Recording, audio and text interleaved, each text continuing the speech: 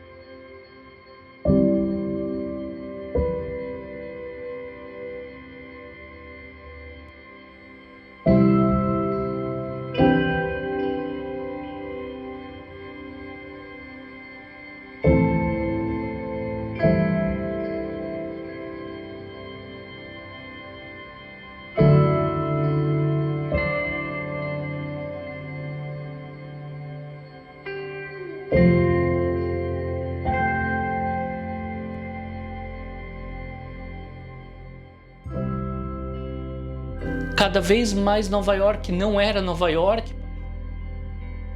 Eu acho que as perdas são irreparáveis, tendo em vista que eu perdi alguns amigos, tendo em vista que eu perdi a minha sogra. Não foi nada fácil. Aquelas pessoas que tiveram aí a capacidade de enxergar a possibilidade de mudança, e algumas coisas sempre precisam de mudança, né?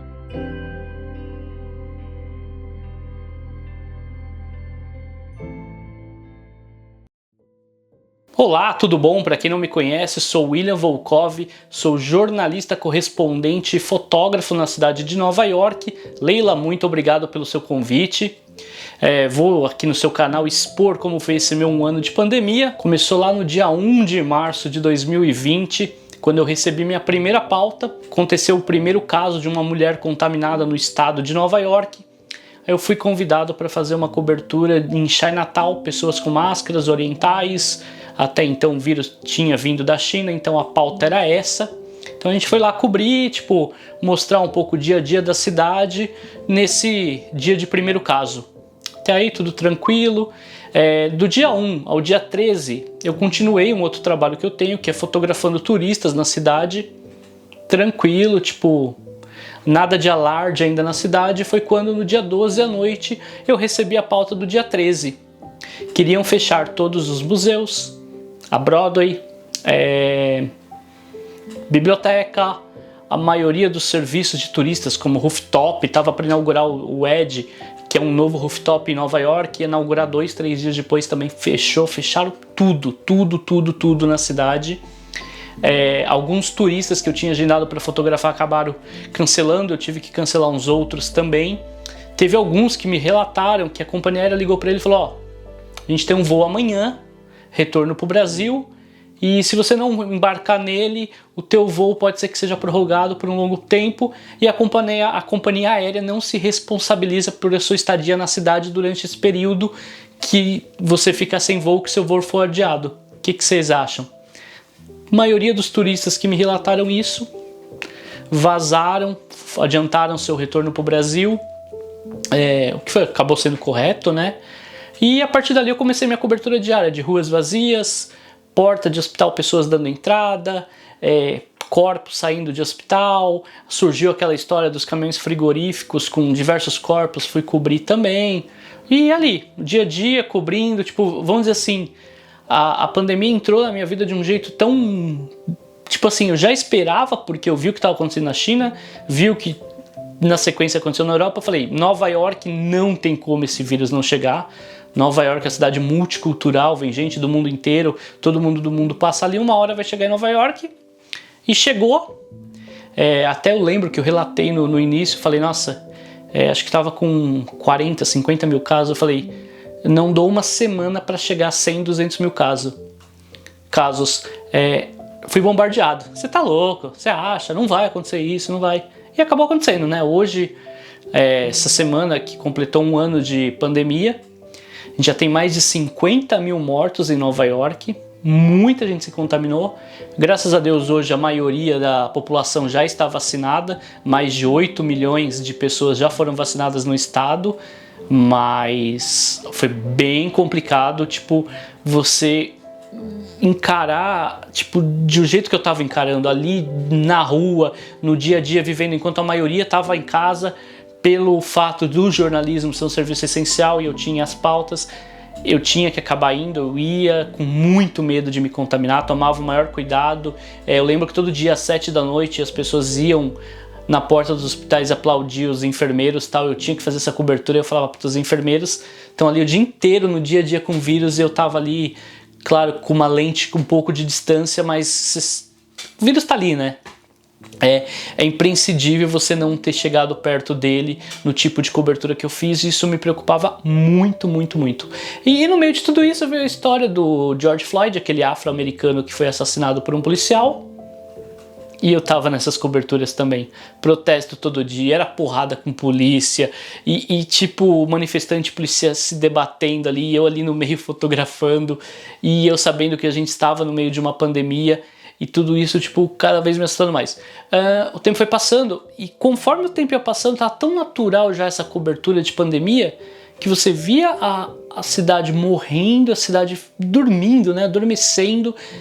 Cada vez mais Nova York não era Nova York, parecia cidades de filme que você via, tipo, você assistia no filme e falava, você acha que vai acontecer um dia isso em Nova York? E eu vi isso e falava, meu Deus, até quando a gente vai isso? De início eu imaginava que a gente ia no máximo até o final do ano, mas com o decorrer das notícias, com a vacina, a gente sabendo que a vacinação ainda estava num processo muito, muito lento, porque querendo ou não existe um prazo científico para as vacinas poderem ser aplicadas, existem testes, então essa demora. Eu lembro que a primeira notícia de que a vacina estava passando por testes, já estava indo para a segunda, terceira fase, foi ali mais ou menos em junho. Eu falei, nossa, até o final do ano eu acho que dá para sair essa vacina, tal, e saiu acho que em dezembro, né? E a gente está aí num processo de vacinação que até o final do ano agora de 2021, eu acho que ela se concretiza e a gente possa ter uma normalidade entre aspas, porque eu acredito que o mundo não vai voltar ao normal assim nesse ano ainda, nem no próximo. Acho que vai demorar uns 2, 3 anos para a gente ter uma total normalidade. O prazo dessas vacinas, muita gente ainda não sabe, mas pode ser que o ano que vem a gente tenha que se vacinar de novo e todo esse processo de novo, tal. Vamos torcer para que a ciência esteja certo e a gente não tenha mais nenhum tipo de problema, que cada vez mais eu vejo novas cepas surgindo. E com essa minha cobertura eu acabei vindo para o Brasil. Eu estou no Brasil. Então, me afetou na parte de atendimento ao turista. Então, uma das coisas que mais me afetou foi isso. Eu trabalhava atendendo turistas, fazendo ensaios fotográficos de turista na cidade. Isso diminuiu 100%, né? O turismo acabou e isso me afetou muito. Se eu não fosse jornalista, eu sou jornalista há mais de 10 anos, se eu não trabalhasse com jornalismo, eu estaria literalmente, tipo, sem nada, porque o jornalismo foi o que deu uma salvada, entre aspas, porque quem falar pra você, olha, a pandemia não me afetou em nada, tá mentindo pra você. A pandemia afetou cada cidadão desse mundo, pode ter certeza disso. E outra coisa, eu acabei vindo pro Brasil, como eu disse, diminuiu os trabalhos lá, a pandemia lá começou a se normalizar, entre aspas, né? Diminuiu muito o tipo de cobertura.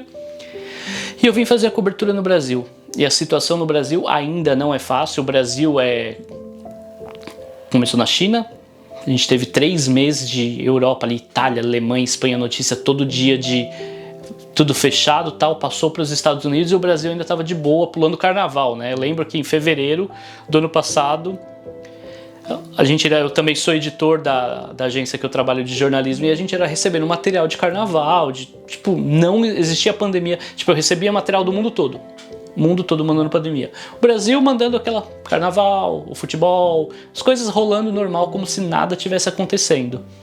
E com o tempo foi passando, os casos foram aumentando, eu acabei vindo para o Brasil para fazer a cobertura no Brasil também. A situação no Brasil ainda vai longe, a vacinação está num processo lento, não discutindo a parte política em si, mas é demorado, teve umas negociações erradas, é demorado para esse processo de vacinação acontecer. As pessoas às vezes acabam não se cuidando, né? Tipo, às vezes não liga muito para máscara. Nova York, o que eu vi em Nova York eram as pessoas com máscara o tempo todo. Todo mundo que eu vi assim quando eu saía na rua de máscara. Que no Brasil algumas coberturas, algumas pessoas não usava, não ligava para usar ou usava no queixo, e isso acaba afetando muito não o final, mas a diminuição, né? Hoje nos Estados Unidos a gente tem mais de 500 mil mortos, no Brasil está com pouco mais de 300 mil, daqui a pouco o Brasil deve atingir essa marca de 500 mil, a gente está tendo média de 3 mil mortos por dia, e a cobertura segue por aqui. Eu volto para Nova York ainda esse ano, se a pandemia deixar, né? Então eu volto para Nova York esse ano e espero voltar com a minha rotina de antes, que é a cobertura jornalística num dia, o ensaio no outro, que era exatamente isso que eu fazia e hoje eu não faço. Hoje meu foco é 100% em pandemia. E é isso, pessoal. Obrigado, Leila. Quem quiser aproveitar aqui, quem quiser ver um pouco das minhas coberturas, eu coloquei no meu canal pouquíssimos vídeos, 2, 3 vídeos de cobertura de protesto, cobertura de pandemia, só para dar uma noção, né, tipo, do que foi para mim essa fase da vida de pandemia, como eu passei por ela. Então eu fiz uns 2, 3 vídeos mostrando o meu dia a dia. Faltou tempo devido às coberturas para fazer mais alguma coisa, mas tem alguma coisinha para ter uma noção de como é esse meu trabalho durante a pandemia, durante os protestos. E é isso. Obrigado, Leila, mais uma vez. Sucesso!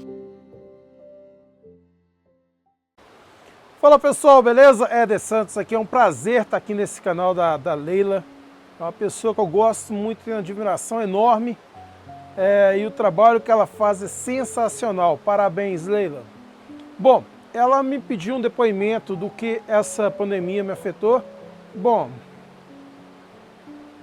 eu acho que as perdas são irreparáveis, tendo em vista que eu perdi alguns amigos, tendo em vista que eu perdi a minha sogra, graças a Deus de familiares. Foi só ela, não foi mais familiares. Eu perdi um pouco da minha liberdade, né, já que eu gostava tanto de ir nos mercados, de ir nas lojas de construções, de fazer visitas em casas potenciais para comprar, né, eu perdi isso aí. Por outro lado também, a gente não pode só reclamar, né, eu acho que eu ganhei muito tempo com a minha família, ganhei muito tempo com meu filho, com a minha esposa. Ficamos aí mais de 7, 8 meses dentro de casa, somente nós três. Viemos passear aqui na Carolina do Norte, onde que decidimos até comprar uma casa aqui, né? Então isso aqui hoje faz parte da minha casa. Mas eu perdi muita coisa, eu acho que principalmente o tempo com a família, né? Porque eu sempre trazia meus pais, meus irmãos, meus sobrinhos para poderem vir para os Estados Unidos, ou até mesmo eu ir para o Brasil e visitá-los. E isso me abalou muito, porque já que tem mais de um ano, quase um ano e meio que eu não vou ao Brasil, e isso é muito triste. Bom, enfim, temos aí a vacina que eu espero que venha para resolver isso, né? Que venha para poder acabar e dar um pouco mais de esperança para o povo, porque acho que já deu, né? Galera, obrigado aí, Leila, obrigado pelo convite. Eu sou um cara que eu agradeço muito a Deus por tudo que eu tenho, né? E eu agradeço também por amigos especiais igual a Leila e vários outros youtubers aí que sempre estão me convidando para poder participar dos vídeos nos canais deles, né? Eu espero que vocês também se inscrevam no meu canal, apesar de não ter nenhum vídeo lá agora, mas eu estou planejando dar uma viagem com tudo pago, inclusive até o passaporte no Brasil, tudo pago por minha conta. Valeu? Galera, obrigado aí, fique com Deus. Leila, beijão, seu trabalho é sensacional. E você sabe, né, a nossa casa está de portas abertas o dia que você quiser vir nos visitar. Valeu? Abraço, fique com Deus, galera. Tchau.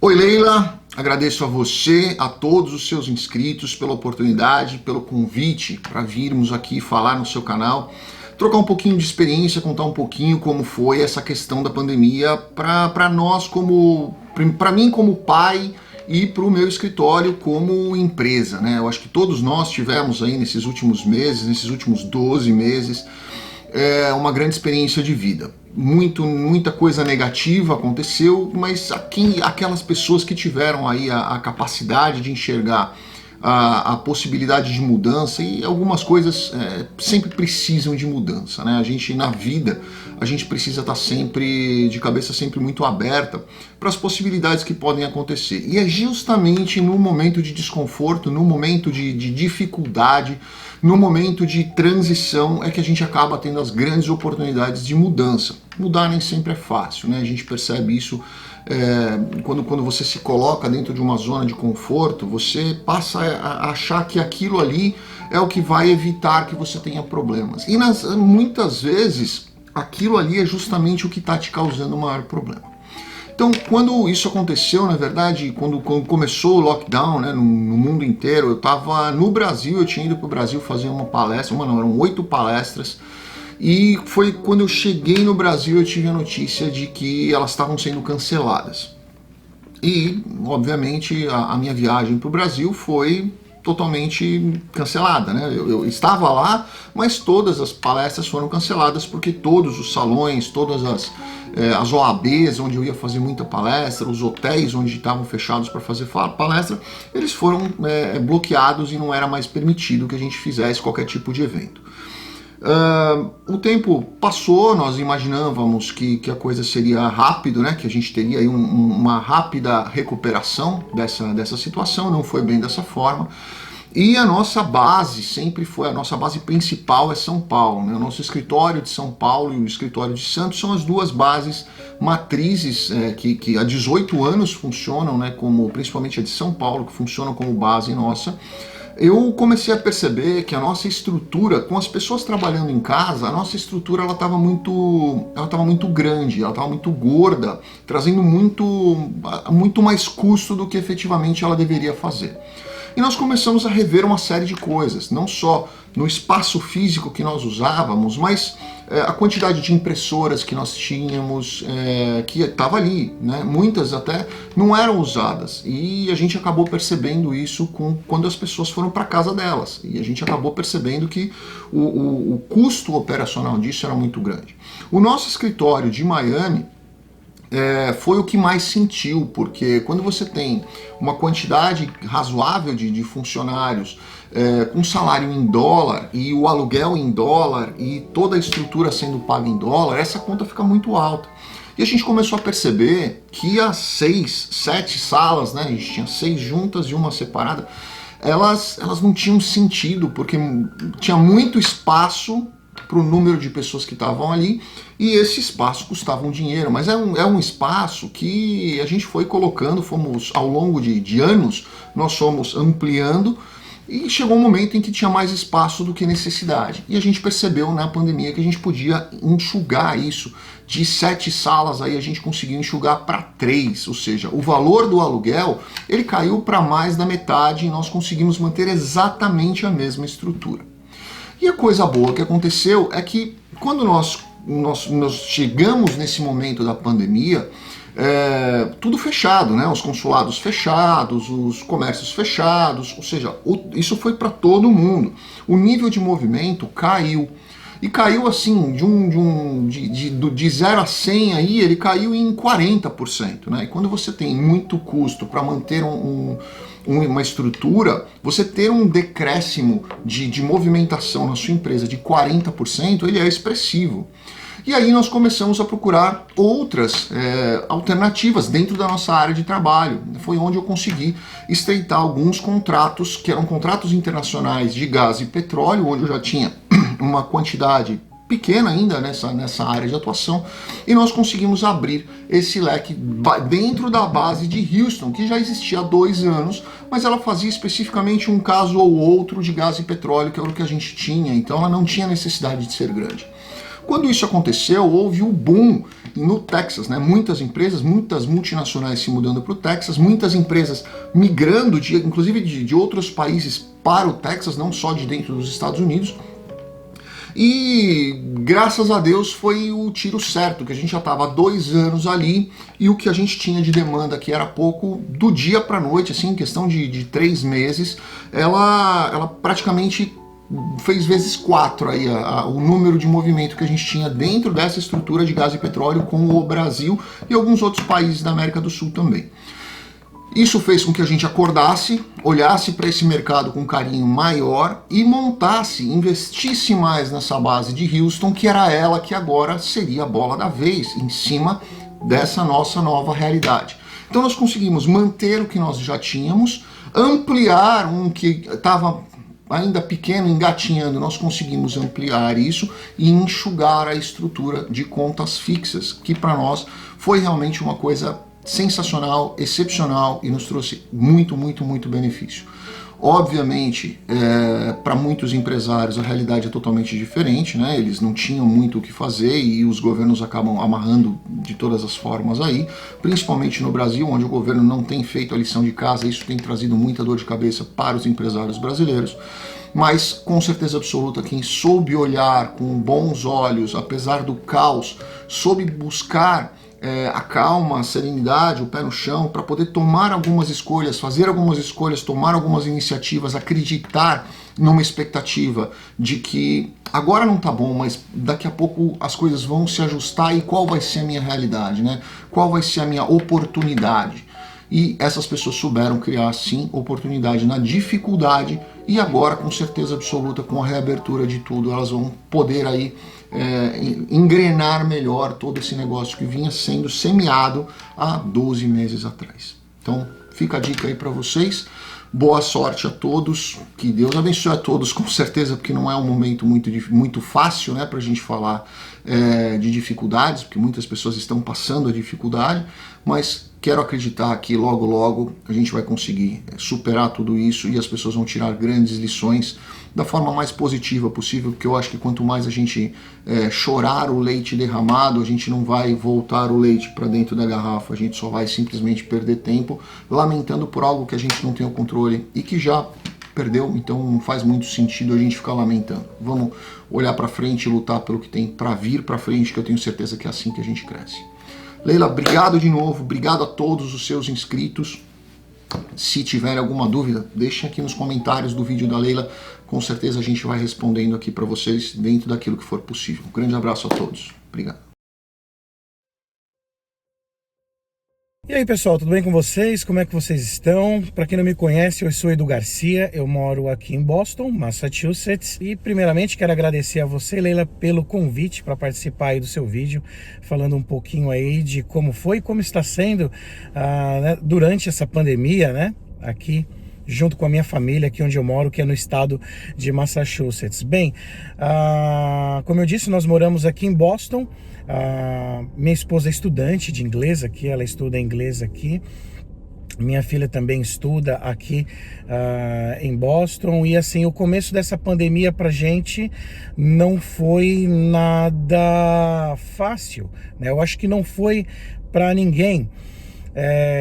Inclusive assim, foi até um pouco assustador, já dizendo assim de cara, porque diferente de tudo que a gente já viu no Brasil, aqui assim a gente ficou sabendo da pandemia meio assim, um dia a gente estava no supermercado aqui, sabia, né, do coronavírus, mas de repente um dia a gente estava no mercado fazendo compras por aqui e o supermercado estava lotado mais do que o normal para aquele dia da semana e carrinhos cheios, as coisas acabando nas prateleiras.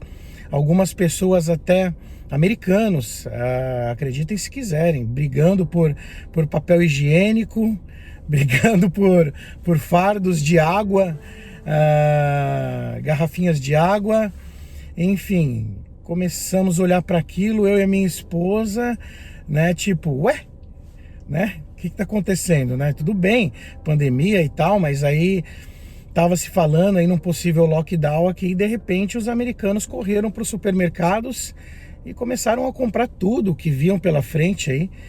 Eu via americanos com os carrinhos tão cheios de enlatados, aquelas sopas enlatadas, que eu acho que depois desse 1 ano de pandemia, deve ter gente com estoque ainda gigantesco em casa, né? Tomara que tenham olhado a validade desses enlatados. Mas enfim, esse foi o nosso primeiro baque ali com relação à pandemia, né? E o uso da máscara, que com certeza, né, veio para ficar. Nesse momento, inclusive, agora eu estou aguardando aqui a minha esposa, que está com a minha filha mais nova, a Catherine, está aqui no hospital fazendo um exame com ela. E eu acho que a gente não se vê mais durante a vida entrando num hospital, em qualquer clínica médica, sem usar uma máscara como era antigamente, né? Antes a gente entrava para fazer uma consulta, entrava até mesmo no pronto-socorro sem máscara. Era tranquilo, era normal. Agora, hoje em dia, eu me sentiria mal, né? Me sentiria inseguro. Eu acho que quem está assistindo esse vídeo aí agora pode estar pensando assim, eu acho que eu também, né?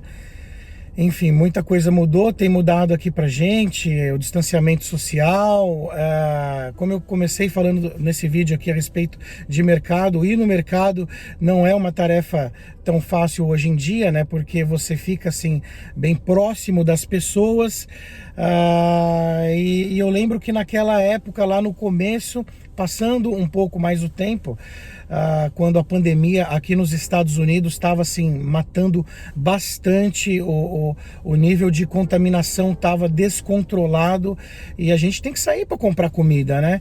E a preocupação, você mesmo com máscara, naquela época usando luvas ainda, e preocupação de chegar perto das pessoas, gente. Né, de saber direito ali o que pode acontecer, quem tem, quem não tem, se você vai pegar ou não, mesmo com máscara. Enfim, era uma loucura, né? E eu tenho uma filha que está no high school aqui, de repente as escolas aqui recebemos o comunicado que elas iriam fechar e as aulas passariam a ser apenas remota, né? Os alunos aqui todos recebem da escola, ganham um computador, né? E através desse computador a minha filha continuou tendo as aulas dela em casa. Que mais? Minha esposa, que é estudante aqui nos Estados Unidos, aqui em Boston, ela estudava na escola, né? Aulas presenciais. A escola também teve que mudar para as aulas online. E atualmente, como isso está atualmente? As coisas estão aí mudando aos poucos. Já a gente está vendo aí que pelo menos aqui em Massachusetts já está bem mais controlado, bem mais normalizado. Na escola da minha esposa a aula presencial já voltou, porém ela ainda está fazendo online. As aulas da minha filha já está no formato híbrido, um pouco na escola, um pouco em casa ainda, está um período de transição para poder voltar normalmente. E é isso.